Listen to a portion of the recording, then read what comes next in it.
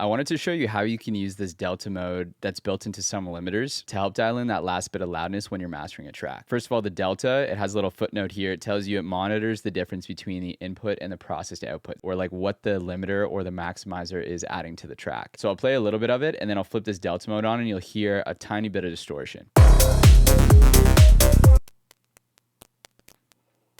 Right, so when the transients hit the limiter, you'll hear a tiny, tiny bit of distortion. And in the context of a busy mix like this, you're not even going to hear that, right? Once you start to hear the track come through, and it's not just little bits of distortion, that's when you know the maximizer or the limiter is kind of at its breaking point, and you're going to start to hear audible distortion in your track.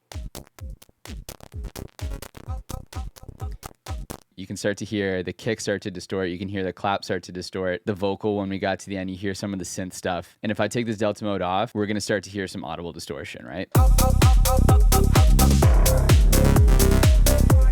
So that's tip number one. You can use this delta mode to help figure out what the breaking point of your limiter is actually going to be. Now, let's say that we've pushed our limiter or our maximizer to its breaking point, but we're still not quite at the loudness that we want to get to.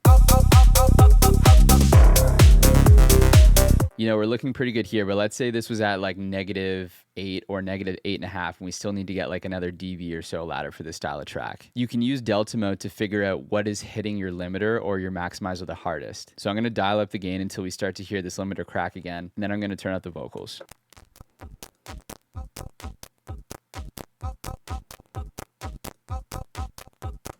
Right, so as I turn up these vocals, you could hear them come through in the delta mode more and more clearly. And that's because they're just too loud in our mix. So I find that if I'm struggling to get the loudness that I want out of a track, this delta mode can help me figure out where I might be a little unbalanced in my mix. Like maybe my vocals are way too loud, or maybe there's a bass that has a really strong transient that I haven't addressed and it's hitting my limiter super hard. So to quickly recap, this delta mode can help you figure out A, the breaking point and when you're going to start audibly hearing distortion in your track, and B, it can help you identify where there might be some imbalances of things that are hitting your limiter a little bit too hard, so you can go back into the mix and address them. Hope this helps.